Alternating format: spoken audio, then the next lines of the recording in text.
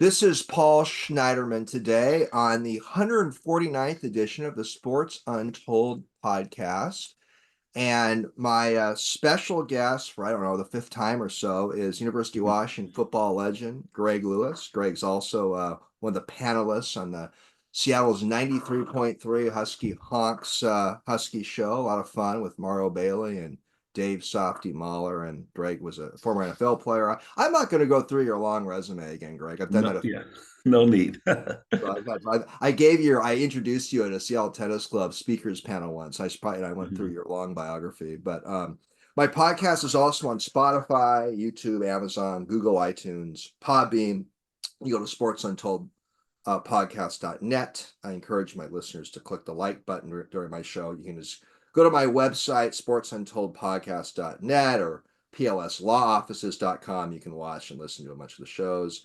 My producer now for over a year is Olivia Coyne. Olivia just graduated from the University of Washington, and she's now applying to law school. So Right. maybe we'll start a firm one day, Coyne and Schneiderman. We will have Coyne go first. So, well, Greg, always fun to have you back. I'm glad you have not fired me for your about annual visit on my podcast. Never, never. It's a tradition now. The tradition, Husky preview kind of show, Mhm. and I like to hit on big picture stuff more than the minutia, but we'll get into some minutia. Sure. Just so much is going on with the Washington, the Big Ten now, and so many changes, University of Washington and college sports. With all these new conferences and divisions, Greg, I almost feel like a new NHL fan in Seattle who's trying to learn the NHL divisions. There's definitely a learning curve as a Sure. fan, but as a Mhm. longtime football fan, there's still a learning curve. So Yeah. Well, things, as they say, the only thing that's constant is change. And college football and college athletics in general has undergone a huge change over the last, 4 or 5 years. And, as we've talked about on the show a couple times, it's driven by, the dollar bill, the almighty dollar. These television networks are really trying to own your Saturday. They want to sell as many commercials for as much money as possible, and they want to be in front of as many people and as many time zones. And you take the Big Ten, where the Huskies are in now. Think about it, from the far east on the East Coast all the way up to the Northwest. You are playing football in all of those time zones all day, and so you sell a lot of commercials when you do that. And it means more money and revenue for the schools, and so they're playing along. Most schools have either huge stadiums they're trying to pay off debt for, or they're competing now to sign the best high school football, basketball players. So they need that revenue in order to stay relevant and to compete on this scale.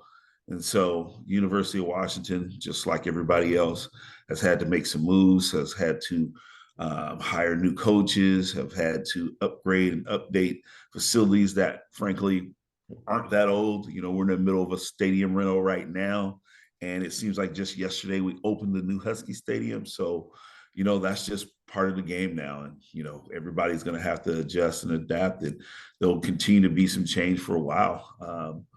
And we'll see how everybody adjusts and who remains relevant and remains as a big time college athletic program. a lot ahead. We're going to dive more into some of these issues today. Greg, let me take a little turn and ask you something else. So I've asked you a couple times in my show. I like to Mhm. get your perspectives on stuff. Who are some living and deceased sports figures in history you'd love to spend time with? I think I asked you last year, who are some people on the business side of sports you would have loved to have spent time with, who are no longer with us, and someone on the business side of sports you'd enjoy spending time with now, who's still with us. But here's my specific question today: who is a deceased sports announcer in history you would have enjoyed interviewing or spending time with, and who is a surviving announcer, someone who's still with us you would enjoy spending time with? And I think you have the perspective being a broadcaster yourself. So take a stab at those two questions. Yeah, the deceased one is easy. Howard Cosell. Just the iconic individual who was sometimes just as big as the sport that he was covering. Him being involved in it was big time. And being able to talk to him about interactions that he had with people like Muhammad Ali. It seems like they had a special bond and relationship. And, being able to ask him questions about Ali personally. So if you can't meet Ali, it'd be great to have an opportunity to meet someone like Howard Cosell, who spent a lot of time with him, who was kind of, tied to him in so many ways. And I think in his own way, Howard gave Ali a platform to really, reach people and talk about things that were not just about sports, but that were important to us as a nation and important to us as human beings. So Howard Cosell would be the person, I think, of the deceased. For those who are still around right now, um, let's see, a great announcer that's out right now. You know, I know we lost Keith Jackson recently. He would have been another person if he was still around that I would have said yes, even though I did speak to him briefly, in prep for a Rose Bowl, that little get together that the networks put for their announcers to talk to some of the prominent players. So I did talk to him. That was pretty great. Um, Geez, that's a tough We can question. come back to it. We can come back to Yeah, it. yeah, yeah. Okay, Let me okay, think good. about that one for a I'm minute. with you on Cassell. I actually have Okay. a couple of his books in my Mhm. home library back here. But thing with Cassell though, Greg, he would be a hard guy to probably get in a lot of words because Oh yeah, apparently he had a huge ego. He talked about yeah. himself. I'm sure. And with opportunities like that, I don't need to talk much. I would really want to be in that position where I'm Yeah. sitting and listening and hearing him. So that would work for me, to He have would have some. been a fascinating guy to spend time. He liked his drinks too, Howard Cassell. He would have been. I like that. Yeah. We'll get back to the other one. Okay. We're gonna go outside of sports for a minute. Now, you said something when I had you on during the 2020 pandemic election season. It really made me laugh. I've always been a fan of the Muppet Show and the two old judges. Referred to the Biden Yeah, versus Trump race as like a battle between the two old judges on the Muppet Show. yeah, I love that yeah. line. People enjoyed it. Is this 24 election a battle between a modern woman of color versus one of the same old judges? So Yeah, I'm gonna I'm the type of person who's always participated in the political process because I think a lot of people put a lot on the line to make sure that we all had an opportunity. And because of that, I wanted to honor their sacrifices. Man, politics has gotten so crazy over the last few rounds of presidential elections, especially. So I've really been trying to stay up on all the local election stuff and making sure that I'm supporting candidates that represent my values and beliefs on a local level. The presidential elections, man, I don't even know what to say. Sometimes it just becomes a tough thing to really put your whole heart into and really galvanize your support for any one particular person, because it seems like we're so far left or so far right now. And I'm a guy who's in the middle. And being in the middle is always, a tough place to be, because it's hard to find someone that you can really, reflect all the things that you stand for. So I'm paying attention. I'm trying to understand the policies. Those seem to get lost now. It becomes more about who can demean the other as much as possible and point out things that are bad about their opponent instead of really honing in on their platform and issues and policies. So I'm almost ready to tap out on this one, although it would be hard for me to do that. But it's just gotten so crazy and messy that I've not been as committed to being involved in the process this last couple elections. So I'm still kind of waiting and seeing what they feel like. But I think your question is more about is this kind of like two caricatures, and in some ways, yeah, I'm sure we can find an example of who they each remind us of, but I have really been kind of at arm's length to everything going on right now, so I haven't thought of who I would compare them both to I at understand. this point in time. But definitely it's a I think there's a HBO show or something like that that basically calls the process kind of like a circus or something. I can't remember what the exact title of the show is, but that's exactly what it seems like to me. It just seems like a big circus. So, maybe one's Barnum and the other one's Bailey. I don't know. Greg, I just had to ask you a sequel to your two old Sure. judges, the Muppet Sure. Show. Yeah. Yeah. No, I appreciate the question. Okay. It's Okay. just, it has become more of a show than a political process. All right. Well, I want to pick your brain for a minute. Sure. Got a listener question. I want to get two listener questions in a little earlier today. Okay. Jamie Rockwell, who you've met, he Mhm. was, I think, a Husky ball boy Oh, in the early yeah. 90s, and Yeah. he's known you a little bit over the years. And Jamie has a really good question. What's your Mhm. take on the possibility of the spring transfer portal for college football being abolished? Well, I think it's a good idea for the schools themselves. I'm sure the coaches would all appreciate it. One less window of movement and kids jumping out and leaving and taking off, and then you got to adjust and adapt. But I think for the kids it'll be somewhat problematic because in the spring is kind of after that spring ball things have kind of shaken out with the depth chart and you kind of know where you're positioned, and if you're third, fourth, or you got two young guys ahead of you, it gives you that opportunity to put your name in the portal and find an opportunity somewhere else. So I think it's good for us college football fans who want to keep our teams as similar as possible. I'm preparing for the game tomorrow, and I'm trying to learn who the players are in each position. Once you get past the first string, I don't hardly know anybody.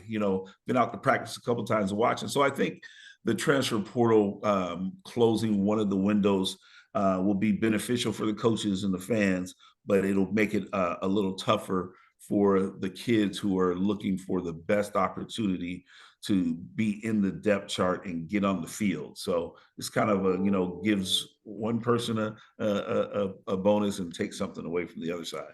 Where are you overall on it? Are you in favor of abolishing it or keeping it? Yeah, like I said, I'm a fan first and foremost, and I do a job where it's easier when I know who all the players are and there's not so much movement. So for me, I like the fact that kids got to make a decision at one point in time and then figure it out from there. Life is like that too. Sometimes we can't always just transfer change. We can't always just change jobs. I mean, theoretically you can, but not always. So, I think there's something to be learned about finding a way to make your situation work for you, working harder, pushing, becoming better, putting in the effort and all of that. So even though it may not give the kids the best opportunity to maximize their time on the field right away, it still, in essence, can teach them something. And like I said, probably on this show before, the things I learned from football or from competitive sports have paid dividends for me long beyond my years on the football field or in competitive sports. So I think there's something to be said about them having to continue to work hard, figure it out, and make a way. So I think overall, I would be in favor of closing one of those windows. I think right now there's like 45 days or something in the portal, so they'll just narrow it down to 30. So there is some talk that they could do keep the spring timing, but just lessen the number of days. So it's 15 in the spring and 15 in the earlier transfer time. So Overall, maybe stick to the January portal yeah, time. yeah, Okay. absolutely. Another friend, Rob, has a question for you. He's curious, Greg, if the apparent improvements with football grass and turfs could have protected you more and other athletes who played in your era where more injuries could have been avoided. Well, yeah, I mean the AstroTurf, although it made football possible in bad weather times and in cities that don't that get a lot of rain and all that, it was good for that, but it was certainly a tough surface to play on as it related to knee injuries, things like that. And I think and I haven't done this, but I think if you pulled the data, that there are probably fewer injuries now related to the AstroTurf grass services that there were, when I played because of the different services that they can put out there. But inherently, football is a dangerous sport. And I know, in the NFL and college, they're doing everything they can to make the sport less dangerous. And that's great. And I'm happy that guys aren't being injured at as high a rate. as they were, and that they're trying to be a little more careful and they're trying to protect people even from themselves with the rules around head injuries and things like that. But inherently, football is dangerous. And I think that's part of why we love the game. The big hits are part of it. The guy who's trying to overcome an injury and comes back and plays, on that with that gimpy arm or leg is part of it. So you can't take all of the injuries out of football, but I do agree that you should make it as safe as possible and give the kids an opportunity to not feel like I do when they're old. I got a bad knee, a bad hip, my back's hurting. I mean, all kinds of things. So I applaud the effort, but inherently it's a dangerous game and people are going to get hurt. Greg, this is obviously really, really hard to quantify, but let me just Mhm. take a stab at it. Do you think the improved fields and turfs may reduce injuries by maybe 3%, 2%, 5%? It's pretty minimal, probably, right? Yeah, I wouldn't say anything over 5 or 10% at the Okay. most, but Okay. like I said, I haven't done any research or Right. studies and looked it up, but it's just that AstroTurf had no give. And when you planted your foot in it, there are times it would grip those turf shoes and you would go one way and your knee or leg would be stuck in that surface. I certainly know don't get as many grass burns. You remember those old things? The AstroTurf used to tear your skin off every time you played on it. You had at least 3 or 4 turf burns. So that's certainly not something that happens as frequently. But I would, not think more than 5-10%. Again, it's a Gotcha. contact sport. You're going full speed. You're getting hit. You're twisting. You're turning. You're cutting back while you're running 35 miles an hour. So people are gonna get hurt. Greg, you mentioned the Weber State Washington game tomorrow. I'm so excited to get you on before the first game. Mhm. People are not very happy with this TV blackout issue. Do you have any insights to share? What's going on?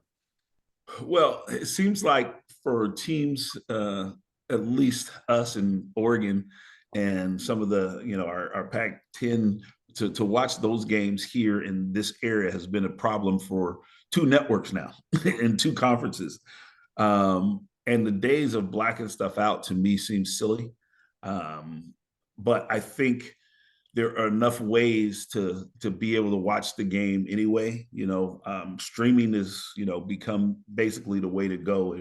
If you're still on cable and all of that, you probably have some issues. I gave up cable maybe 7 years ago. I've been a person who streamed since that time, and it's going to be the real opportunity if you want to make sure you watch every game. But I haven't looked at the whole issue because again, I don't have cable. I stream, so I'll be able to watch any game that I want wherever it is, no matter what time it comes on. But it just seems sad for our fans that we've gone to 2 different conferences now and 2 different networks, and we're still having problems showing Husky games in Seattle. It just doesn't make any sense. Hey, Greg, by the way, I get your points on streaming. We're in a whole different era now with how people watch all Mm-hmm. sorts of activities and events. Um, Let me ask you something. Are you and Mario and Dave, the Husky Hawks guys, going to be traveling with the team? Will you guys be going to the Big Ten games and so forth? We're not going to go to every game, but we definitely will hit a few. I know we're going to watch the Penn State game. That one I'm extremely excited about. I think this will be my first time playing down there, Happy Valley, I guess they call it. So that'll be extremely exciting. There's a couple others that we're definitely going to this year that I haven't been at. So we get to the usually if it's a big game, we'll definitely go to Oregon and go down there and wear purple and get harassed by 45,000 people with low IQs.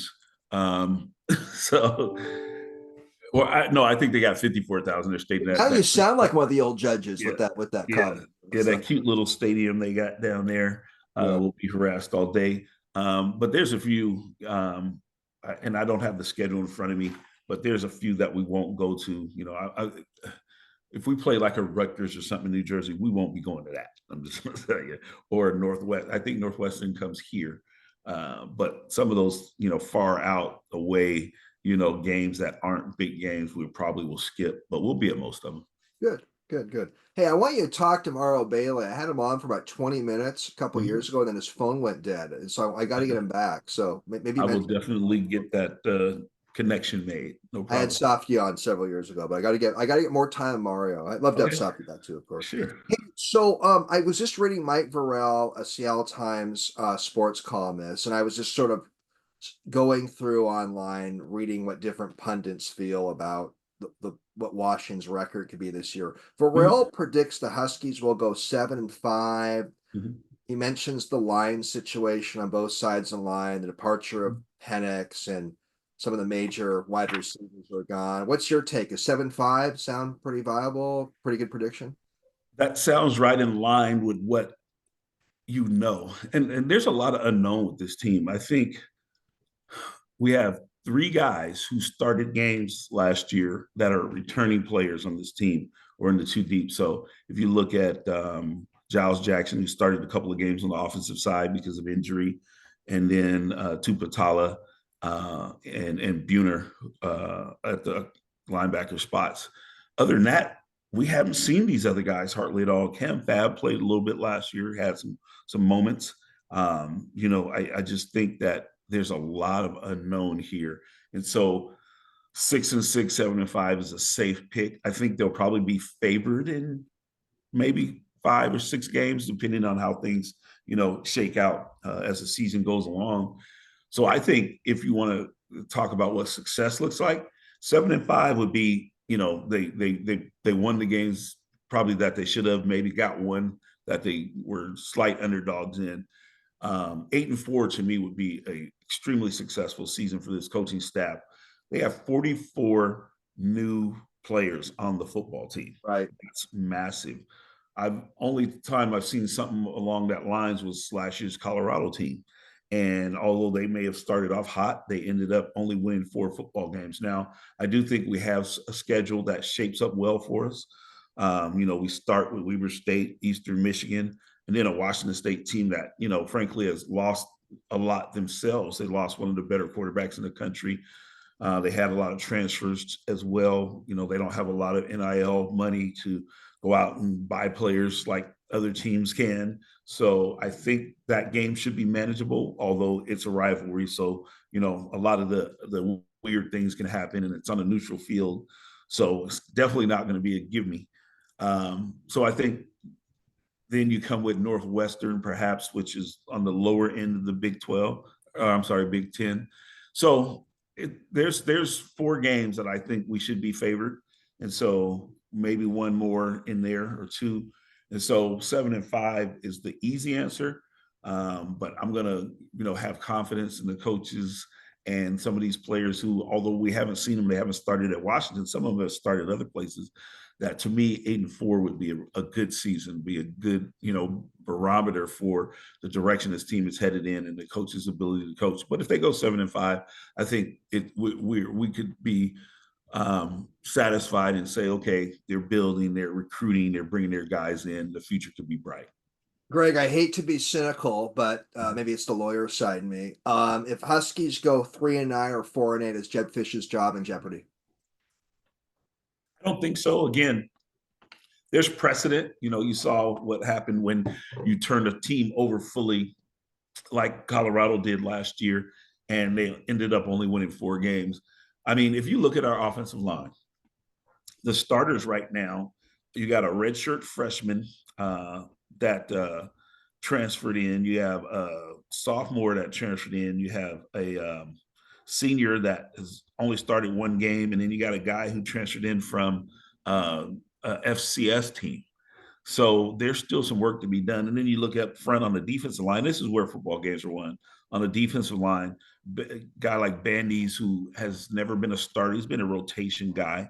Valdez, who transferred in from, I believe, San Diego State or something like that. And then Javon Parker, who, again, has been hurt and has never started any games. It's kind of your guys up front. So football in the Big Ten, especially, is a physical brand of football where the guys up front have to really bring it every day. You got to have that depth too, because guys gonna get beat up and get tired, and there's just not a lot of depth And once you get past the first string, who again, some of these guys are coming up from FCS, coming from junior college, coming from other teams. Um, and behind them are really young guys, true freshmen, that those kinds. So it's tough to project that guys like that are going to do well in a conference like the Big Ten. So I don't think if we had a tough year this year, I think there would be some understanding. Sure. But these guys are recruiting like demons. I follow recruiting pretty closely. Right now, they got a top 15 class, committed. Got to get those guys assigned, but they have a top 15 class for next year on paper. And what I've seen Jed Fish do at Arizona, first year they won 2 games, and by the end of the third year they won 10. So this guy does have something, and he enjoys all the getting into the transfer portal and figuring out the NIL and the NFL brand of football roster building, which colleges kind of become more like. I want to talk about Coach Fish in a minute, but I want to ask something else. So another uh, article I read online was written by Cody Kluge from BVM Sports, and he ranks the top Big Ten quarterbacks. By the way, why don't we call it the Big 18? There's 18 Yeah. teams in the Big Ten. It gets confusing. Because you'd have to keep changing it every year because there's I new know, member I know, teams every year and all that branding and logoing and all that. I know. Yeah. We should just call it the Big 18. But let me go. I'm not going to go through the list of the Yeah. top 18 quarterbacks. So I want to go through the top 5. He has Miller Moss at USC as number 5. Will Howard from Ohio State is number 4. Will Rogers from UW is number 3. Drew Aller from Penn State is number 1, and Dylan Gabriel from Oregon is number 1. Kind of give me your take, and do you like seeing Will Rogers ranked as the third best quarterback in the Big 18?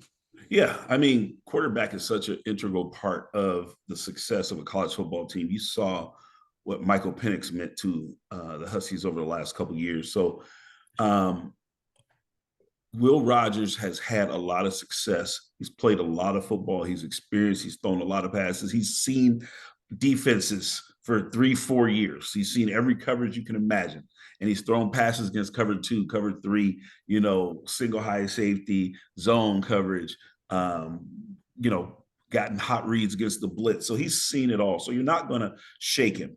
And he's very rarely fooled. I think as long as the Husky coaching staff has put together an offense that really highlights his abilities and his skill sets, he really, did a great job. I think he's the second all-time leading passer in the SEC from a yardage perspective. And most of that damage was done when he was running that air raid system that Mike Leach used to run. So I don't expect him to go fully air raid, but I do believe that they will craft some plays that fit his skill set. One, he's not dropping back 7 steps. He's not holding on to the ball extremely long time. And with, where the offensive line is, that might not be wise anyway. There's a lot of quicker routes. There's a lot of crossing routes. There's getting a lot of guys into the formation, going through different zones of the defense, so they're harder to keep track of and rubbing off of each other. And I think that is something that the Husky coaches will implore, sort of that style. And with that, it allows him to be successful. So I think him being ranked as the third best quarterback is certainly viable with the experience he's had and the success that he's had, and in a huge conference like the Southeastern Conference. Do you think that top 5 ranking that this Cody Kluge has seems pretty accurate or pretty on target? Or Yeah, I think so. When you think about the conference as a whole, the kid at Oregon has been successful there at Oklahoma, and been a good quarterback. So I think he, to me, the top 3 could be interchanged in any type of order. So it'd be splitting hairs. I think the quarterback, though, is only as good as his offensive line and the protection that he'll get. So, I think those teams definitely have more solid, experienced offensive linemen that have played in the Big Ten quality opponents. So I think, from that perspective, too, it does give them a slight advantage. And of course, a quarterback's got to have receivers, to run patterns and catch the ball. And there's a lot of factors. Yeah, a lot of variables. A lot of variables. Now I mentioned a few of the other prominent Big Ten players with some of those quarterbacks I mentioned. Greg, why don't you mention some teams that you find very intriguing in the Big Ten this year? Well, I mean, Players for that matter. you got to start at the top. Ohio State. I mean, Ohio State is one of the best teams in the country every single year, and I know they've struggled to beat Michigan the last two or three, but this probably is that year where they'll have their breakout. And it's hard to say breakout because they've been a top five quality football team year in and year out. But to be in a conference with where we're going to play Ohio State every couple of years, that's going to be a big order, a tall For task. sure. They just seem to be one of those programs that historically and currently have just had a lot of success. And then of course Michigan, and we play them at home this year. That'll be a rematch of the national championship game during the regular season. How often does that happen? So I think that'll be really fun. And Michigan, again, the history, the tradition. They got a new coaching staff. They may be facing, some distractions with all the sanctions and stuff going on, but they're still Michigan. They're still going to be a great football team. You got the best three programs from the old Pac 12 now in the Big Ten. So, Oregon is always a huge rivalry game, and it will continue to be. And right now, Oregon is probably poised better than any team in the country. And it hurts me to say this because I hate Oregon more than probably any other human being walking around. But with the pay for play and the transfer portal and the NIL, they're probably better situated than almost any program in the country to take advantage of that. And so, and I know that Phil Knight wants to get a national championship in Oregon, so he's willing to pay whatever it costs. So they'll have everything at their disposal and will continue. And then USC, obviously being in Los Angeles, where you can throw a rock and hit a 5-star football recruit, and they have access to the Los Angeles scene and all of that. I think them being in the Big Ten will only up the ratio of the number one rated prospects that they get.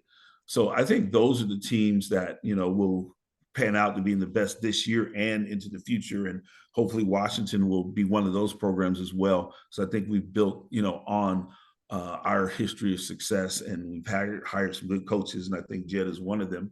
Outside of that, it'll be interesting to play teams like Iowa. Iowa's a great defensive team. Can't score a point last year, but I think, they'll fix some of those things. So it'll be interesting to play some of those traditional teams that we played in Rose Bowls and things like that. But Wisconsin, a team who runs the ball better than, and there's probably every team in the NFL has a running back from Wisconsin or has had one in the last 5 years. So those will all be really tough places to play when we go there. Really great games to watch and be a part of. And it'll be interesting to see if Washington, Oregon, USC, UCLA, who have played more of a wide open brand of football, throwing the ball all over the field, a lot of skilled guys. If we take on more of a Big Ten persona as we get integrated in the conferences, do we stay kind of in that mode of football and make them adjust to us? Washington's always been known for having big offensive lines. We have a little bit of a big traditional Big Ten side, right? Yeah, our offensive line play last 2 years, especially. I think we were rated as the number one offensive line in the country last year.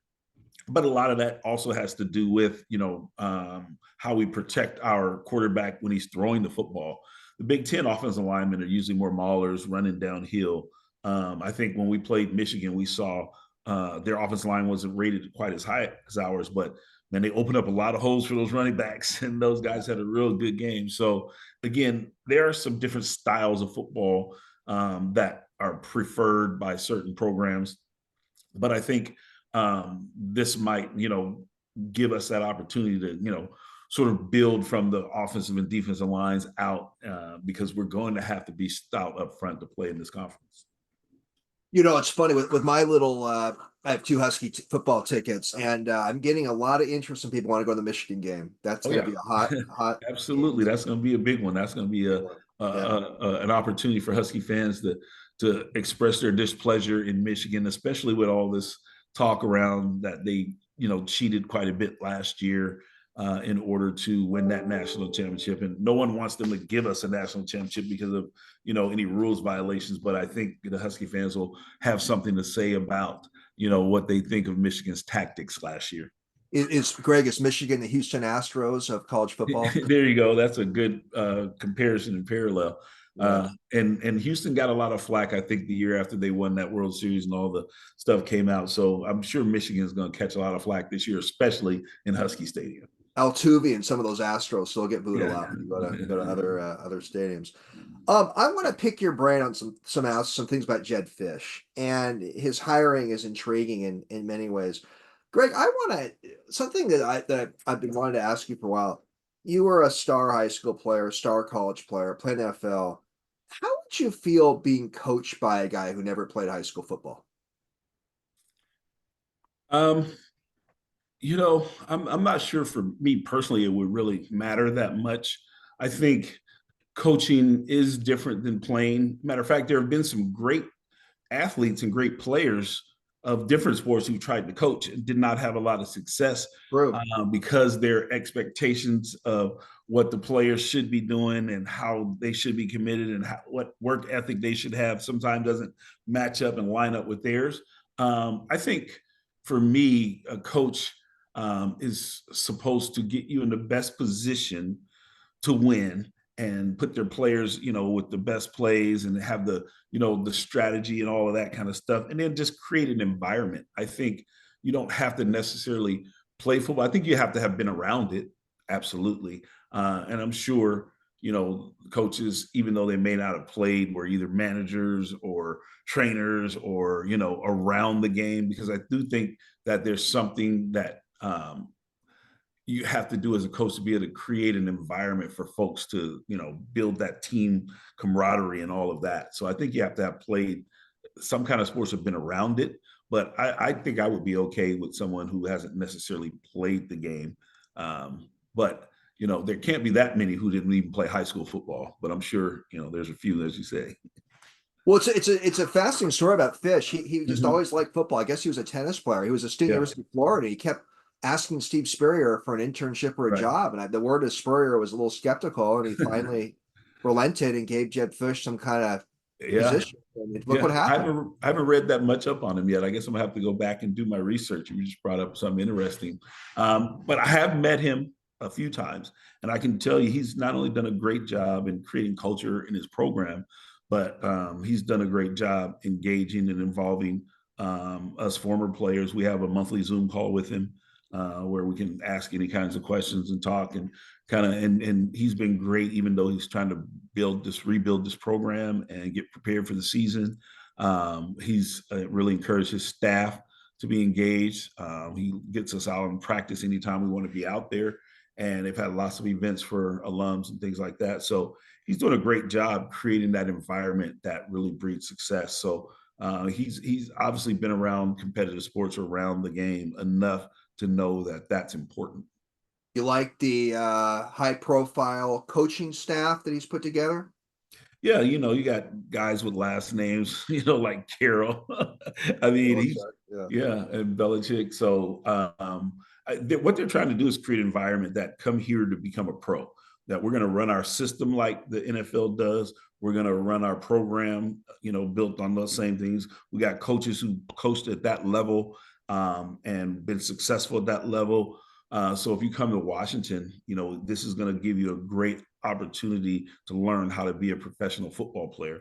And so, kids that are coming to college to play football, that's their goal. That is really what they're striving for, that opportunity to play at the next level. Even though you can make a little money in college now, ultimately the goal is to get to the NFL and, make life-changing money that could really, change the trajectory of your family for decades. And so I think that bodes well and that plays well with the kids that are playing high school football right now. And again, like I said, they're having a great recruiting season right now, and there's no reason to think that it won't continue, especially as they have success on the field. Names like Belichick and Carroll, Yeah. football royalty, like the Kennedys or Bushes of football, Yeah, right? there you go. Yeah, big names. Um, a lot of fans are skeptical of Jed Fish as a long time guy here. What's your take on that, Greg? Yeah, I don't blame him. I mean, really, if you think about it, his history doesn't say that he stays very long at any particular place. And the landscape now of college football is, if you are a really good coach and you have a lot of success, and there's somebody out there that's a bigger fish that's willing to, add millions and millions of dollars to your salary, that they're going to come after you. And so we talked about this on our show, the Husky Honks. Softy said he wouldn't be surprised if Jed Fish was here 1 or 2 years and gone. And he said he's okay with that because it meant that we were going to have a lot of success. So I do think that we're in an era now where the years of Don James being here for 16, 18 years, Nick Saban's, being at a place for a long time are gone. And I think it won't just be true about the University of Washington, but I think that'll be true just kind of around the country. Look how many coaches Oregon had, before Dan Lanning, and he's been there a couple years now, and I know he's had offers to look at some other teams, and Phil's had to, really make sure that it was worth his while to stay. So that's just kind of the landscape that we have now.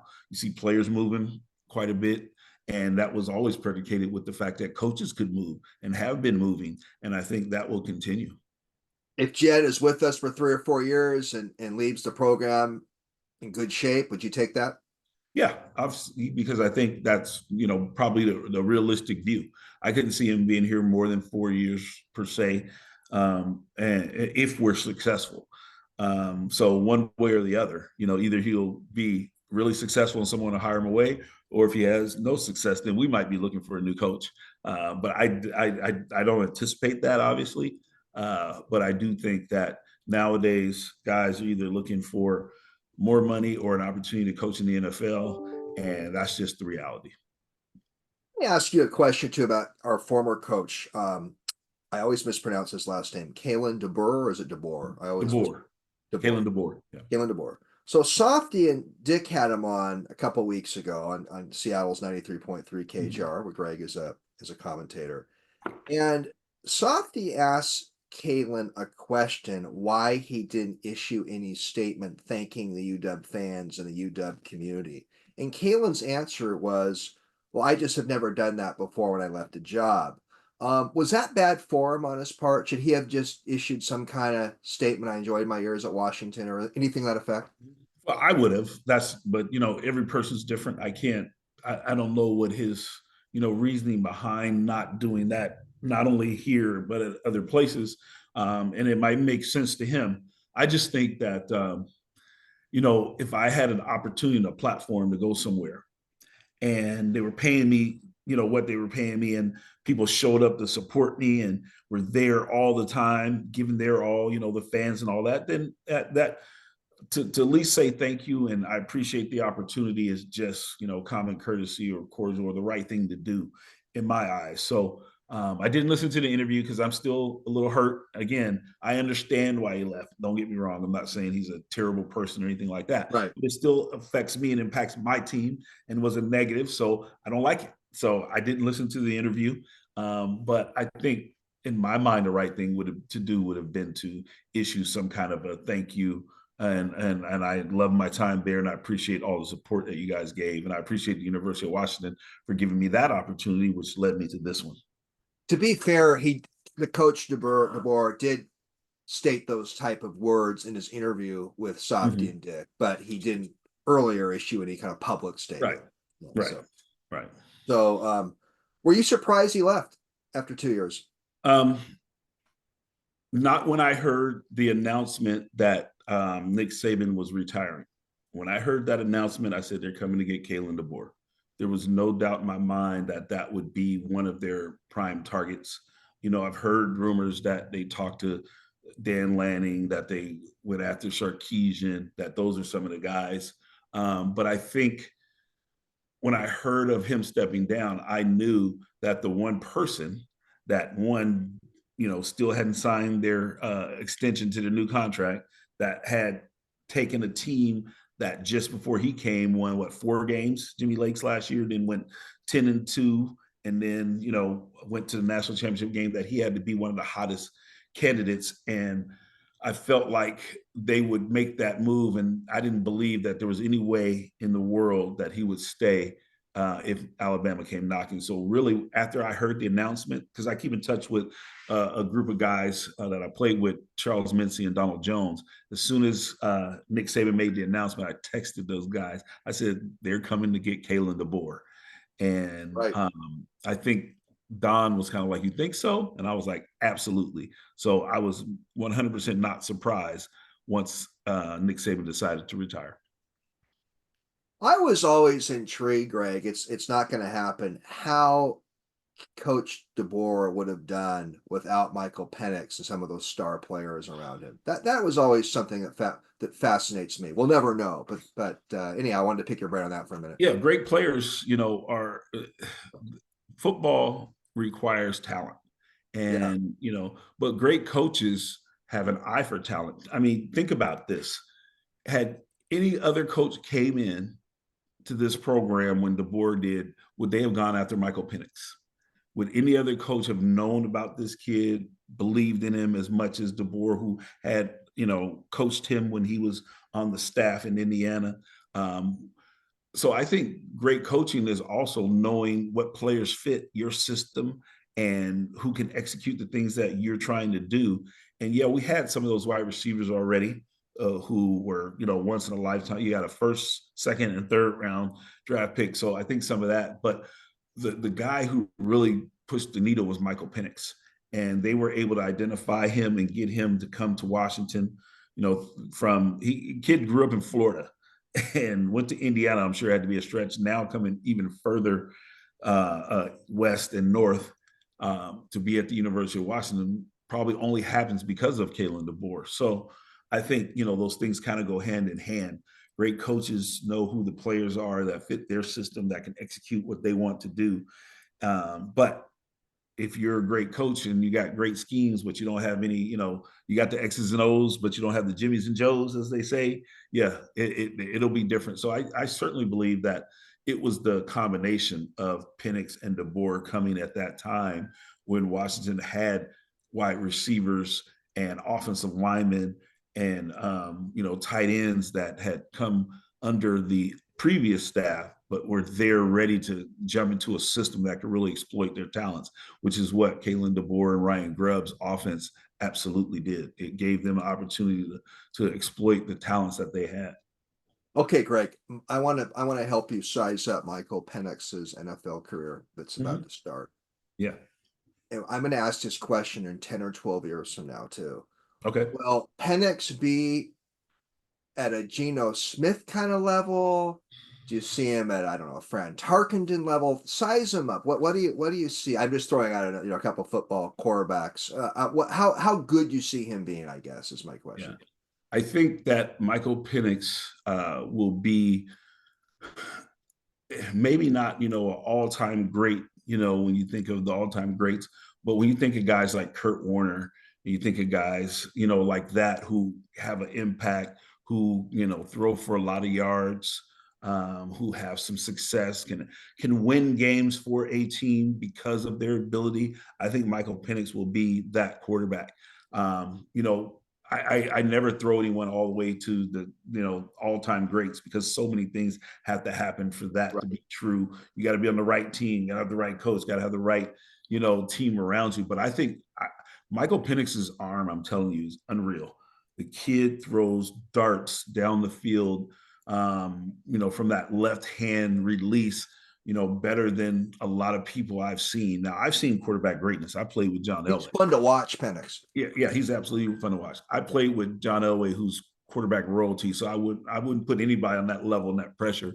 But I think he has an opportunity, staying healthy, be in the right situation, to be a really good quarterback and a guy who throws for a lot of yards because his arm is unbelievable. He's not going to go out there and run around, like a lot of the dual threat quarterbacks do these days.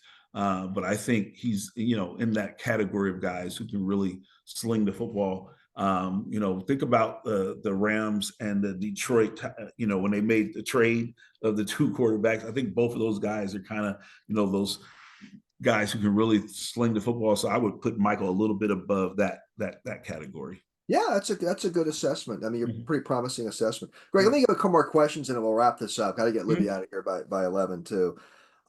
Jen Cohn left for USC, the former Washington athletic director. Troy Dannon was here for about 6 months and left for Nebraska. Mhm. What's your take on Pat Chun as a new AD?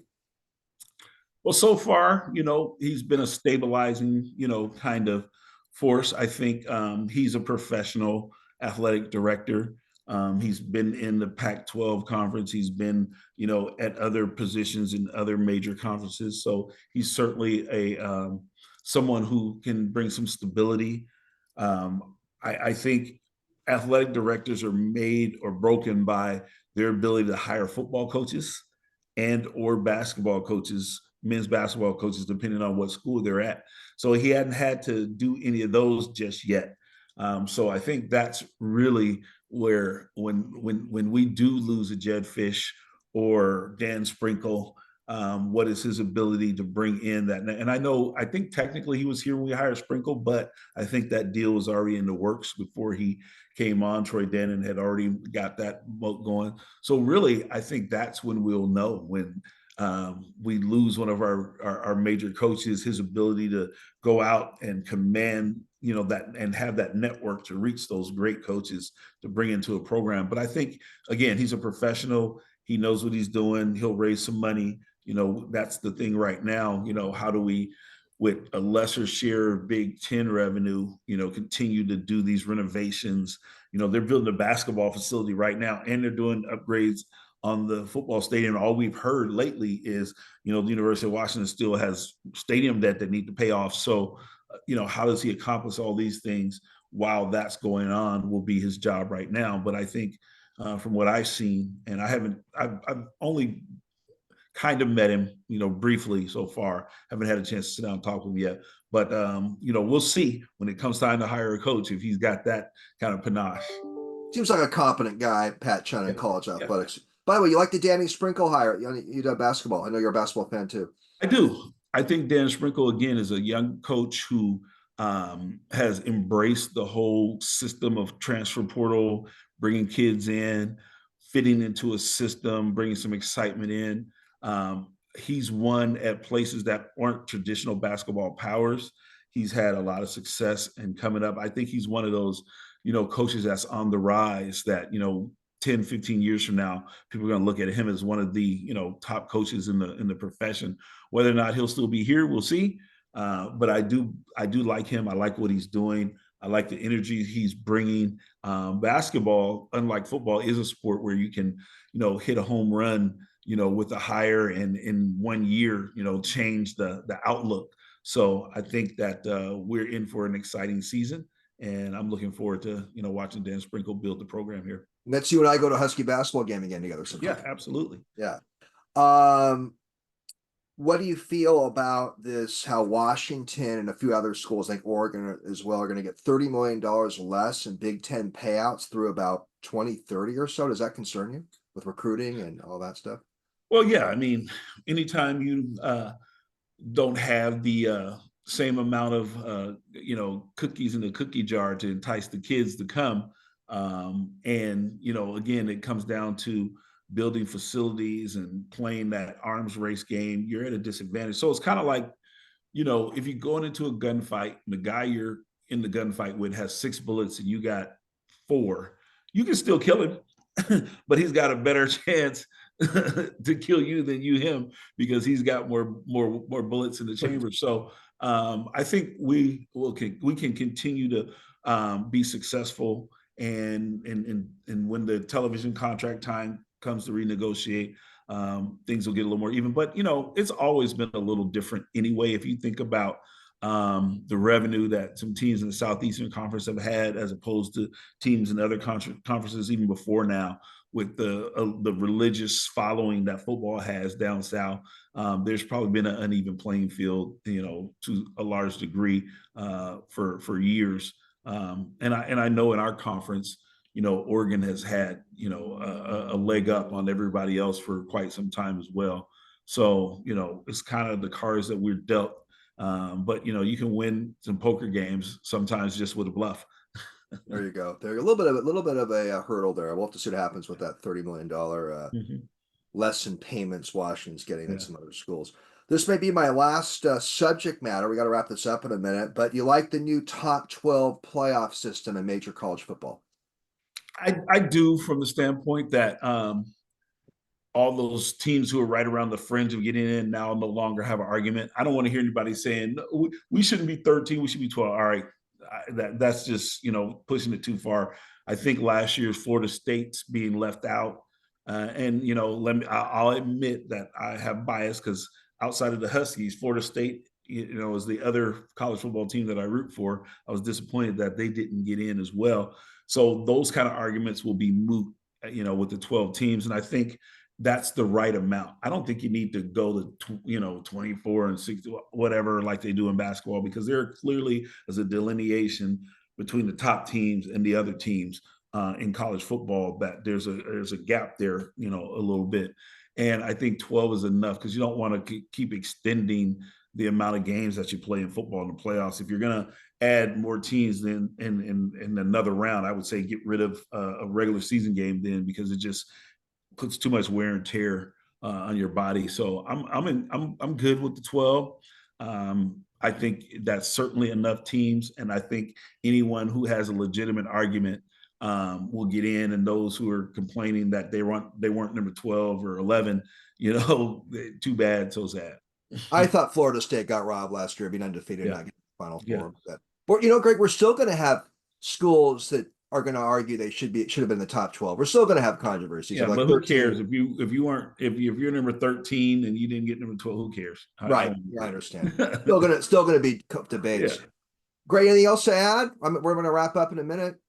No, I just appreciate the opportunity to come and talk football and talk sports. I never answered your other question. I think I don't really have a sports announcer that's going right now that I would say clearly stands out. But Bob Costas. Bob Costas. Yeah, Bob Costas would be a guy. I like Mark Jackson just as a person. Yeah. So maybe someone like that, pick his brain about basketball a little bit. I think Stephen A. Yeah, I'm not a big Stephen A. fan. Okay. I think there's more characters now than there are true, commentators and sports reporters. I don't like the whole bigger than life character types. I've seen Stephen A. come walking into arenas, and he thinks he's just as important as the players. And to me, I think they should be a part of it. And even a big personality like Howard Cosell, he was a part of it, but he never, to me, elevated himself above it. And so I think he kind of did. Like Stephen A. and all of them do that to me more so. So I read Howard's book. I never played the game that came out in the 80s. He said he made Monday Night Football. He had his, yeah. So he kind of did, but still. Well, Greg, always fun. You're always so generous of your time. Thanks for coming back on Sports Untold for an hour, and look forward to seeing you again soon. We'll say goodbye to Olivia in a minute. All right, no worries. I'll see you around.